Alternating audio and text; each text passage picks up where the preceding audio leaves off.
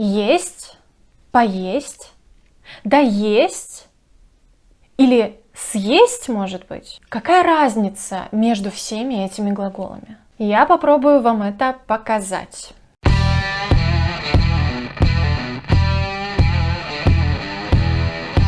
Всем привет, друзья! Меня зовут Мария, и добро пожаловать на мой канал о русском языке Sound Like a Russian. Чтобы звучать как носитель языка, нужно, конечно, знать разницу между глаголами с разными приставками. А таких глаголов и таких приставок в русском языке достаточно. Даже если вы сейчас изучаете русский язык на уровне B1, B2 или C1, C2, все равно вы найдете для себя всегда что-нибудь новенькое. Глаголы, которые имеют одну основу, но разные приставки, вызывают трудности очень у многих студентов, которые изучают русский язык. В этом видео я хотела бы показать вам разницу между глаголами есть, поесть, съесть и доесть. Разница в них не только грамматическая, они отличаются видом, да, несовершенный вид и совершенный вид. Там есть разница в смысле тоже.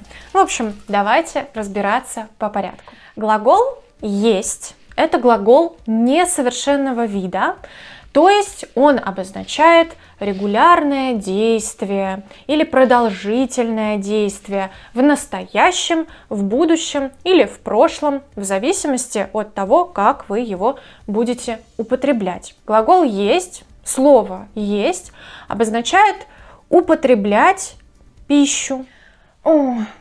Целый день ничего не ела. Мама, я хочу есть, мам! А теперь посмотрим на глагол съесть. Казалось бы, это тот же самый глагол есть, но с приставкой с.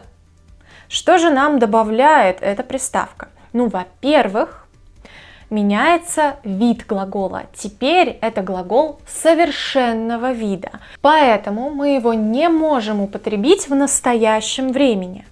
Глагол совершенного вида имеет только будущее время и прошлое время. Глагол съесть несет в себе все характеристики совершенного вида.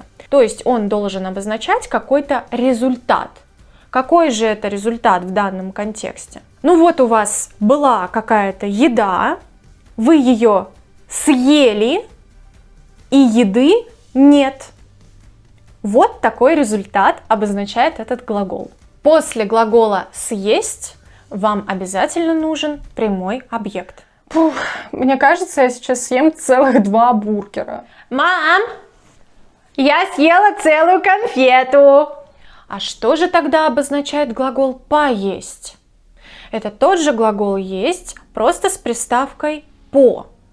Во-первых, это глагол совершенного вида, то есть он несет в себе все характеристики совершенного вида. По идее, он должен обозначать какой-то результат. Какой же результат мы увидим здесь? Представьте, что вы хотите есть, вы голодный.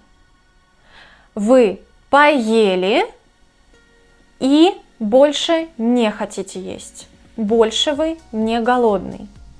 Вы сытый. Вот это результат после действия поесть. После глагола поесть не обязательно нужен прямой объект.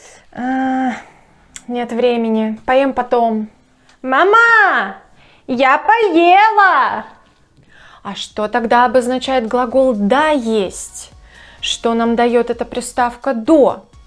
Это тоже глагол совершенного вида, как и предыдущий, поесть, съесть. И этот глагол тоже обозначает результат.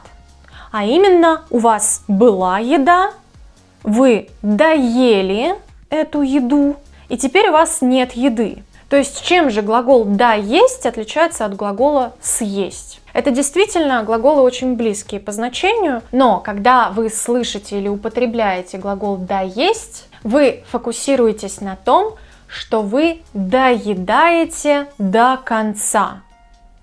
Доесть – это как бы закончить блюдо, закончить еду, закончить кусочек торта, суп и так далее. Так, смотри, если я доем этот бургер, с тебя 100 рублей. Мам, я не могу доесть шоколадку. Хочешь есть? Нет, я дома поела. А я бы съела что-нибудь. Может, яблочный штрудель? Да, он вкусный здесь. Но здесь порции большие. Я в прошлый раз брала и не смогла доесть. Ну что, наелась? Фу, скорее объелась. Что же обозначают глаголы наелась и объелась? Наесться, объесться. Если догадались, пишите в комментариях. Если еще не догадались, но у вас идеи есть, тоже пишите в комментариях. А если вы знаете, то, конечно же, пишите в комментариях. Будем проверять друг друга. Спасибо, что досмотрели мое видео до конца. Если вы его досмотрели, значит, по всей видимости, вам было интересно, и, наверное, это была ваша тема. Поэтому не стесняйтесь писать в комментариях другие глаголы, о которых вы бы хотели поговорить, послушать, глаголы, в которых вы запутались и хотели бы разобраться. Пишите, я прислушиваюсь к вашим комментариям и, возможно, через какое-то время сниму видео именно о ваших глаголах. Спасибо тем подписчикам, которые смотрят мои видео, которые ставят лайки, комментируют, задают вопросы, делятся моими видео, становятся патронами на платформе Patreon. Когда я вижу такую поддержку, мне хочется делать что-то дальше. Я понимаю, что это все не зря. Это очень важно. Спасибо. И до встречи в следующем видео. Пока-пока.